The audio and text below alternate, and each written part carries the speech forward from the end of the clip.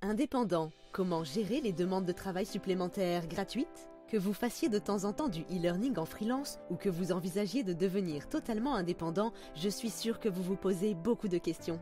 Aujourd'hui, dans cette courte vidéo, nous allons aborder la fameuse question de comment gérer les clients qui souhaitent que je fasse du travail supplémentaire gratuitement?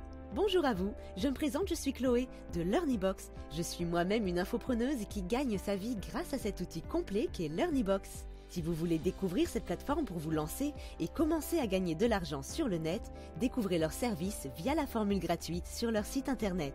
Nombreux sont ceux qui se sont lancés à un moment donné en tant que freelance ou qui y ont déjà pensé, et lorsqu'ils s'interrogent, j'entends régulièrement les mêmes questions. Dans cette vidéo, nous allons traiter celle-ci. Comment gérer les clients qui souhaitent que je fasse du travail supplémentaire gratuitement? L'un des aspects les plus difficiles du travail quand on débute en tant qu'indépendant, c'est de gérer les attentes des clients. C'est particulièrement délicat lorsque votre client commence à demander des petites choses en plus, qui au départ ne semblent ni très compliquées ni très longues, mais qui au final vous donnent beaucoup de travail en plus, et sans vous rapporter plus d'argent. D'un côté, répondre à ce type de demande semble être un bon moyen de satisfaire le client et d'obtenir de nouveaux projets. D'un autre côté, ce n'est pas faire preuve d'un bon sens commercial que de se laisser exploiter par un client. Après tout, voulez-vous vraiment retravailler avec un client qui rechigne à vous payer le travail que vous faites? Si vous avez déjà vécu cette situation, voici quelques mesures que vous pouvez prendre pour vous protéger avant que la prochaine demande abusive ne vous atteigne.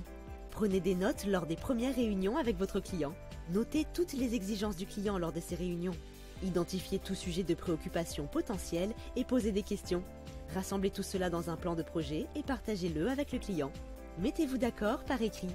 Assurez-vous que votre accord de travail signé avec le client est clairement formulé et qu'il définit toutes les limites en ce qui concerne le cadre, le calendrier et les livrables du projet, ainsi que le processus de collecte des retours, des validations et les conditions de paiement.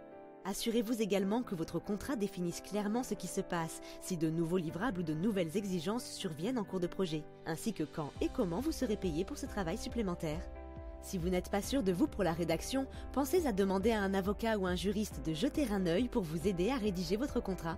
Faites savoir à vos clients que vous fixerez vos tarifs en fonction de leurs demandes. Si la deadline du client est très serrée, vous devrez ajuster votre prix pour vous permettre de sous-traiter à d'autres concepteurs ou intégrateurs, ou pour tenir compte des longues heures dont vous aurez besoin pour effectuer le travail vous-même.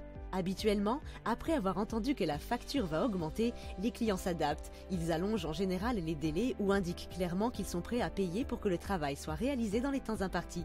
Dans les deux cas, vous êtes gagnant. En tout cas, sachez faire la différence entre un geste commercial que vous pouvez faire exceptionnellement à un bon client et le fait de vous faire arnaquer. Affirmez-vous, faites valoir votre expertise, votre compétence et le travail fourni. Et si vous cherchez un outil idéal pour gagner du temps dans la construction de modules de formation clairs, précis et qui vont à l'essentiel, je vous conseille la plateforme de LearnyBox. Elle réunit l'ensemble des outils en ligne pour se lancer rapidement et avec simplicité sur le net. Site internet, campagne de mail, tunnel de vente, webinaire, etc.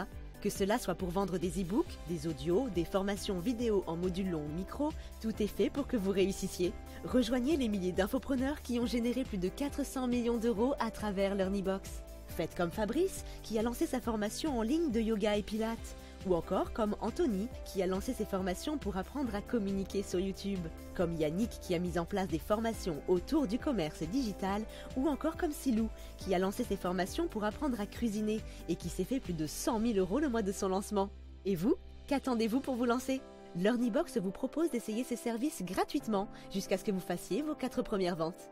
Il est temps de passer à l'action et de cliquer sur le lien dans la description pour vous lancer vous aussi dans l'aventure extraordinaire de LearnyBox. À bientôt chez LearnyBox les amis.